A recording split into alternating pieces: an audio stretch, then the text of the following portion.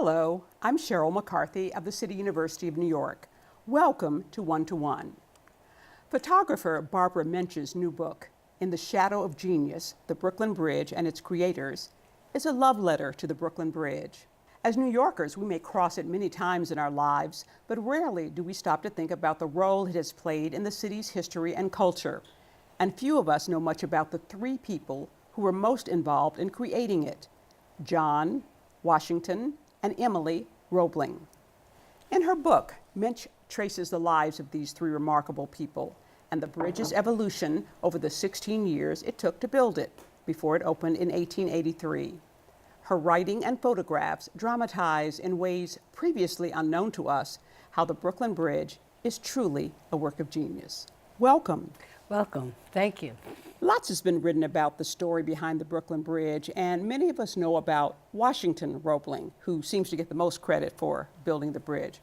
Why this book? Well, for me, it was a very simple thing. I live next to the Brooklyn Bridge, and because of that day-by-day experience of living with the bridge, it became part of my DNA. So over time, I've been photographing it almost on a regular basis, but I wasn't aware that at some point I was going to move in a trajectory insofar as wanting to know more and more and more about the hows, the whats, the whys, how it comes, and what those questions led me to was not only to understand who these people were, but to get involved in their backstories. And in their backstories, I was hoping to find some universal truths. And as an artist, we always look to find the thing, whatever connects us to the creative process. So for me, I wanted to know about these three people based on their individual character traits and what, if anything, those traits, whether problematic or honorable, how those translated into building the bridge. Okay. Now, I was intrigued by your exploration on foot into what you called the interior of the bridge. Now, who knew that there was an interior? I just saw the bridge. Who knew there was an interior to the bridge? Where is the interior? What are we talking about? Well, if you walk from Brooklyn to Manhattan, you have a stone structure known as the Approach on the Brooklyn side. And some people may have known that Creative Time did for many years a lot of performances and art exhibitions in this one giant chamber. However, on the Manhattan side, the Approach and the anchorage being that part of the structure that anchors the cables into the foundation, has a longer structure. And the interior, and most people don't pay attention to these open shutters and these locked doors on either side of the approaches, but that's where, in fact, over many years, the city had warehouses and places of business. They operated, years and years ago, there was a wine cellar down there, and just recently the city found a hidden fallout shelter. But there's a whole commercial area inside the bridge. But basically, the reason I found that so fascinating and what the experience was of wanting to get in there because of my curiosity and living next to the bridge, I had to get in there. So lobbying the city to get in was not an easy thing to do because of all the obvious hazards and risks. So that process took months of convincing them through my work. But you got in and you discovered the space where this whole other world was at one point in time. And one of the things that we'll learn in this conversation is that for me, as a contemporary photographer, I was very interested in marrying my photographs to the historical record. It's something that's really kind of difficult to do. So one of the first things I wanted to do was to find out what the designer's original intentions were for these interior spaces. The designer meaning John Roebling, the father, who was in fact best known by many people as the builder of the Cincinnati Bridge, of all these earlier projects, and most important, his invention, his manufacture of wire rope, which changed the face of American technology. So tell me about John Roebling, who designed the bridge. He was a German immigrant. He came to the States in 1831, and he came with funds from his hometown of Mulhausen to hopefully explore the possibility of setting up a utopian community, and something that he did in Saxonburg, Pennsylvania. His life was extremely intriguing for me because he was, in my view, a latter-day Leonardo da Vinci, and many people don't know the breadth of his creativity, of his inventions, of his fervor and intense desire to problem solve, and his resoluteness, his belief in himself, which was extraordinary. And Now, he had studied drive engineering in Germany. in Berlin. He came over here to try to found this utopian community, which failed. So then he took up, inventing and engineering again, correct? Yes, yes. But he was as a lot of young people trying to find their way, he realized quite early on that farming was not for him, and it was a circumstantial thing because at that period in American history, the American Railroad was coming into its own. And in certain places, including Pennsylvania, we had what was called the Gravity Railroad, the Portage Railroad, and in that situation he got his first job as a surveyor. And from that he went on to bidding on these small contracts to make aqueducts over the Allegheny River and then the Delaware River. So his was a gradual evolving of his talent. He really hit pay dirt when he developed it was called roped wire. I guess we'd call it cable now, right? And that was something that was used by the railroad to haul stuff up hills. That's right. Okay. And it was used in place of hemp rope. Okay. Because at that point in our history, we hadn't invented a system for railroads to go up and down mountains. Things had to be hauled up and then, hauled back down again at a using very controlled methods, like hawsers, which were made of fiber. So instead, he developed this product. And it made him rich, and it was used Yes. for all kinds of things, for railroads. It took off, and his over time, his contracts kept growing and growing and growing, and that was a very important turning point for him because he gathered the confidence to take on and design and propose huge projects, and one that comes to mind right now is the Cincinnati Bridge, which a lot of people confuse with the Brooklyn Bridge. And it basically links Covington, Kentucky with Cincinnati, and was the largest suspension bridge in the world at the time, and is the bridge on which the Brooklyn Bridge is based, correct? Yes. Roebling was not a nice man. He was brilliant, driven, confident. He was a tyrant to work with. Well, yes, and the reason that we know this is because his son left behind a collection of letters, memoirs that were written, that were believed to be hidden or lost. And at some point in the 70s, they were discovered in the archives at Rutgers University. The family was looking for the letters and were unable to find them. So in the contents of these beautifully written letters, Washington recalls his early experiences with his father, and in those letters we get a real window into John Roebling's psychological life. Now, John's son, Washington, who you just spoke about, trained as an engineer as a young man, was sort of impressed into serving in the Union Army during the Civil War by his father, and because of his father's recommendation, became an engineer for the Union Army, building bridges and aqueducts, those kinds of things.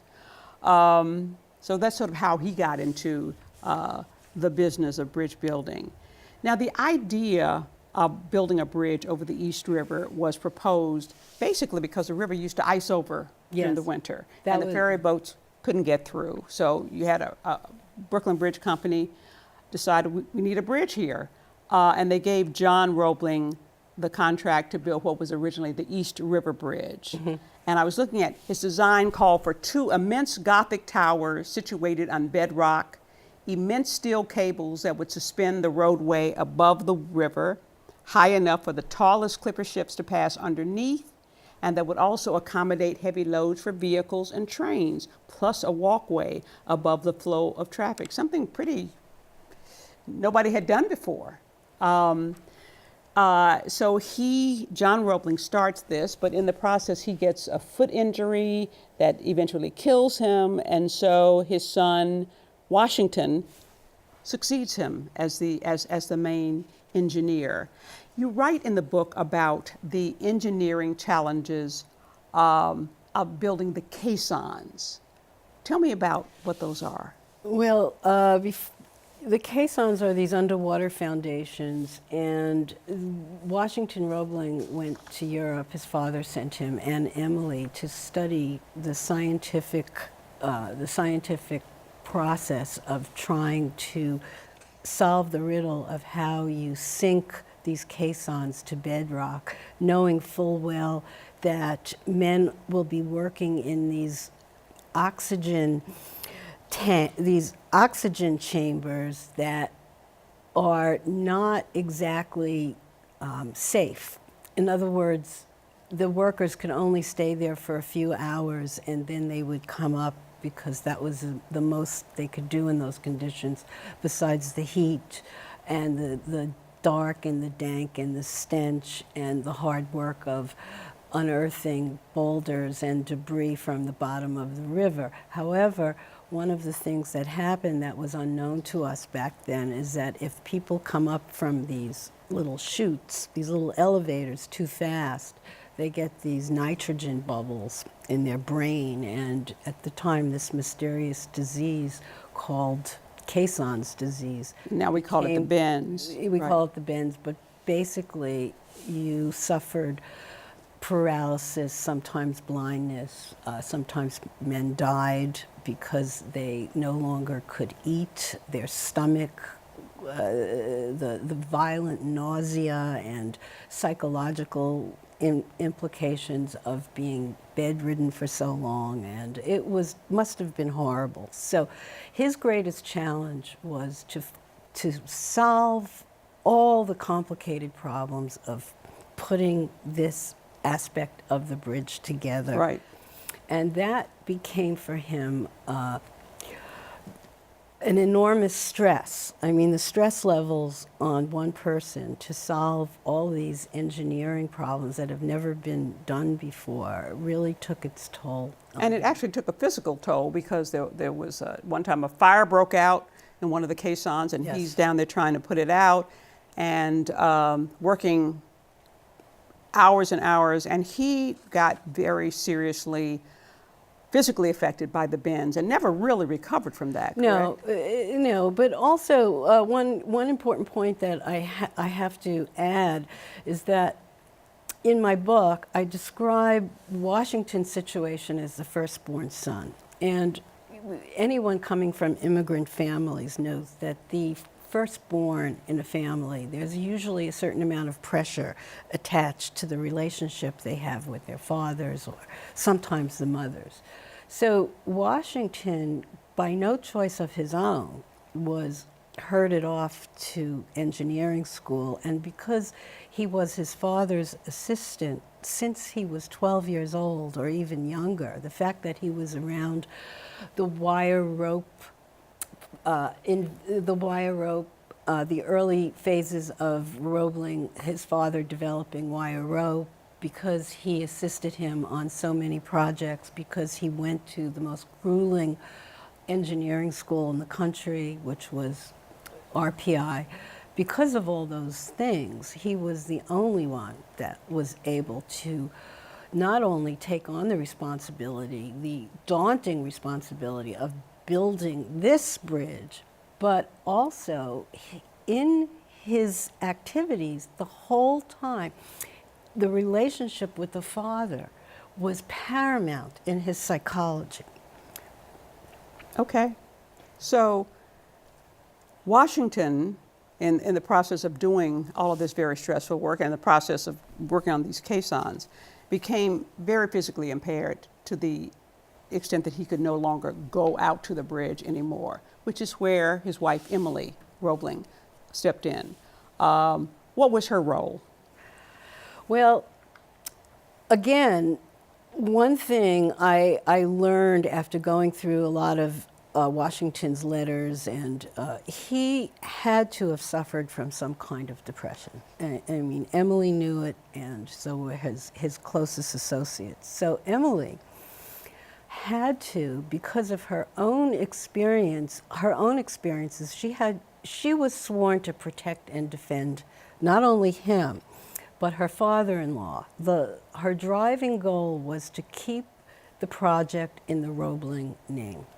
And because of 11 years, she was at this for 11 years of her young life with no let up, and at the same time raising a very young child. So basically, while Washington is in his bedroom or in his office sick, she would receive instructions for him, Dale, and they lived, he could see where they could see the building going up. And she would receive instructions from him, take those instructions to the foremen and other people, work with the businessmen, handle public relations, the press. It's exhausting.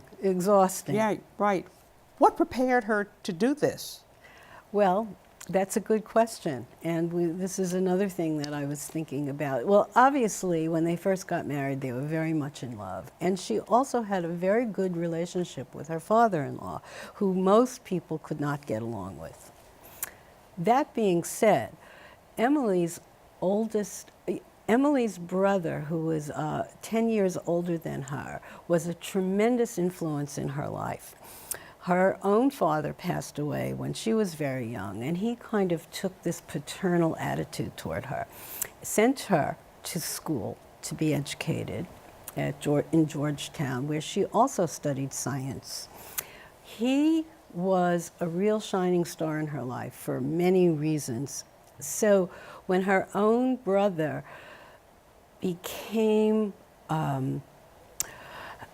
experienced a terrible tragedy where he was stripped of his command, where he was no longer a general, her need to defend Washington became even greater. And her relationship with her brother was the driving force in terms of that long period of time to keep the bridge going. Okay, we're going to take a short break. Then we'll be back with author and photographer Barbara Mensch after this message.